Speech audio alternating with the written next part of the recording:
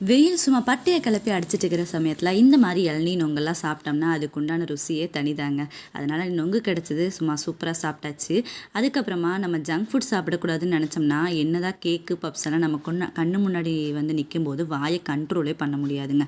அதனால் வந்து அதுலேயும் வந்து எடுத்து சாப்பிட்டுட்டு அப்படியே லஞ்சுக்கு வந்தோம் அப்படின்னோம்னா இன்றைக்கி வந்து முருங்கைக்காய் பொரியல், அதுக்கப்புறமா கொள்ளுப்பருப்பு ரசம்.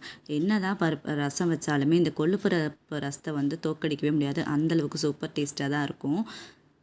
கீரை வந்து இன்றைக்கி முருங்கைக்கீரை பொரியல் செஞ்சுருந்ததுங்க. கீரை கூட வந்து கொஞ்சம் தேங்காயெல்லாம் அதிகமாக போட்டு செஞ்சோம்னா அதோட டேஸ்ட்டே ரொம்ப சூப்பராக இருக்கும். நீங்களும் டேஸ்ட் பண்ணி பாருங்கள்.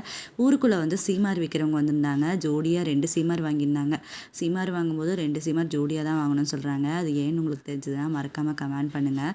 இந்த சீமாரில் வந்து நம்ம கூட்டினோம் அப்படின்னம்னா அதில் குப்பையை அள்ளுறதுக்கே வந்து இன்னொரு சீமார் வச்சு நம்ம கூட்டினோம். அந்தளவுக்கு குப்பை விழுந்துட்டு இருந்துச்சு. அதனால் உடனே வந்து வாங்கினதையுமே அதை அலசி அதுக்கப்புறமா வெயிலில் காய வச்சாச்சு. காய வச்சு அடுத்த நாள் எடுத்து இந்த மாதிரி வந்து ஒவ்வொரு ப்ரஷ் வச்சு அம்மா சீவி விட்டுருந்தாங்க சீமாருக்கு. அதையும் பார்த்துட்டு அப்படியே வந்து இன்றைக்கி நாள் இப்படி தான் போயிடுச்சு. ஓகேங்க, பாய் பாய். நெக்ஸ்ட் வீடியோவில் பார்க்கலாம்.